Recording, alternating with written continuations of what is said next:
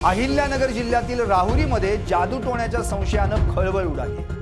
टाकळी मिया रोडवरील कारवाडी परिसरातील एका घरात कपडे, कागदपत्रे आणि इतर वस्तूंना अचानक आग लागत असल्याचा दावा कुटुंबियांनी केला।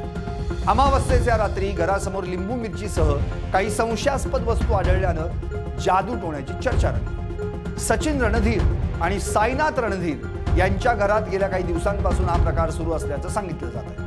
अचानक वस्तूंना आग लागत असल्यानं कुटुंबियांमध्ये भीतीचं वातावरण निर्माण झालं। परिसरातही नागरिकांमध्ये उत्सुकता आणि चर्चांना उधाण आलं। या घटनेची माहिती मिळताच अंधश्रद्धा निर्मूलन समितीचे कार्याध्यक्ष मधुकर राणा यांनी घटनास्थळी भेट देत पाहणी केली। त्यांनी नागरिकांना अफवांवर विश्वास ठेवू नये आणि या प्रकारामागील वैज्ञानिक कारणांचा शोध घेणं आवश्यक असल्याचं सांगितलं। कोणत्याही अंधश्रद्धेला बळी न पडण्याचं आवाहनही त्यांनी यावेळी केलं।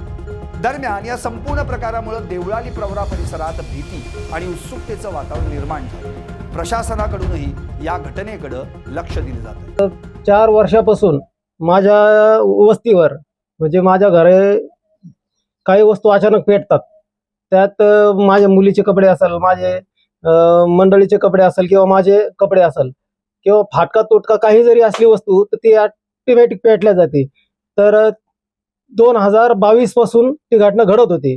त्यानंतर मी अंधश्रद्धा निर्मूलन समिती आनम सर यांच्याशी संवाद साधला। ते आल्याच्या नंतर 2 वर्ष त्यांनी मला एक सल्ला दिला की घरी कॅमेरे बसव। मी कॅमेरे वगैरे बसवलेत, पण 2 वर्ष घटना बंद झाली। परत 3 दिवस झालेत शुक्रवारपासून माझ्या घरी परत कपडे वगैरे, माझ्या मंडळीचे, माझ्या मुलीचे कपडे वगैरे परत पेटायला लागलेत आणि माझ्या बंधूचे जे माझा लहान भाऊ आहे त्याच्या घरामध्ये ते पण त्याचे मुलीचे कपडे आणि त्याचे स्वतःचे कपडे हे पेटले गेलेत।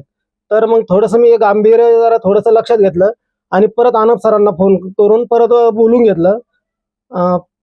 त्यानंतर जे दारासमोर अमावस्येच्या दिवशी शनिवारी अमावस्या होती, ते शनिवारी अमावस्येच्या दिवशी दारामध्ये लिंबू, मिरच्या आणि हळद कुंकू वगैरे असा प्रकार घडतोय। तर आज सोमवार आज सुद्धा माझ्या किचनमध्ये ते बांगड्या आणि हळदी कुंकूचा तो प्रकार घडलाय। यांच्याकडे मी 2 वर्षापूर्वी आलो होतो। अशाच प्रकारचं आपोआप कपडे पेटणं, वस्तू पेटणं आणि ते त्यावेळेला भयभीत झाले होते। मला त्यांनी बोलवल्याबरोबर मी या ठिकाणी आलो, सगळी परिस्थिती बघितली, सर्वांना एकत्र घेऊन चर्चा केली आणि त्यानंतर हा प्रकार कशामुळे घडतो हे माझ्या लक्षात आलं। त्यांना मी सांगितलं की यापुढे हा प्रकार घडणार नाही। गेली 2 वर्ष हा प्रकार घडला नाही, पण 3 दिवसापासून हा प्रकार सुरू होत असतानाच साईनाथ रणधीर यांनी मला सांगितलं। हे माझ्या लक्षात आलेलं होतं, फक्त इथं येऊन त्या ठिकाणी त्यांच्या मनात असलेली भीती मला घालवायची होती। या जगामध्ये कोणतीही गोष्ट आपोआप घडत नाही। कोणतीही घटना घडण्यामागे काहीतरी कारण असतं आणि असा जो प्रकार आहे ज्याला आपण भानामती म्हणतो, आपोआप वस्तू पेटणे, कपडे पेटणे किंवा एखादी लिंब मिरची येऊन पडणे किंवा आता या ठिकाणी हळदी कुंकू, बांगड्याच्या काचा ज्या तुकडे होते ते येऊन पडले, हे आपोआप काहीच घडत नाही। असं जर कोणी आपोआप करणार असेल तर त्याला आपल्याकडे एक आव्हान आहे की महाराष्ट्र अंधश्रद्धा निर्मूलन समिती 21 लाखाचं बक्षीस देते।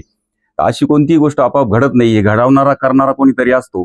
या परिसरात असा एखादा गंडेदोरे मंत्र करणारा बाबा असेल आणि त्याला जोडलेला किंवा त्याच्याशी संबंधित असलेला कोणीतरी व्यक्ती हे करतो। आता जर आज आम्ही या ठिकाणी आलेलो आहोत, पुन्हा जर हे घडलं तर त्या करणाऱ्या व्यक्तीवर कायदेशीर कारवाई होईल, त्याला अटक होईल आणि त्याला आर्थिक दंड सुद्धा होईल। कपडे पेटण्यामागे त्याला वैज्ञानिक कारण आहे। काही जे ज्वलनशील पदार्थ आहेत तर ते ज्वलनशील पदार्थ त्या कपड्यांमध्ये, त्या वस्तूमध्ये ठेवलेले असतात आणि विशिष्ट तापमानाला ते पदार्थ पेट घेतो। तो पेट घेतला की तो कपडा किंवा ती वस्तू पेटते आणि मग लोक त्याला भानामती म्हणतात।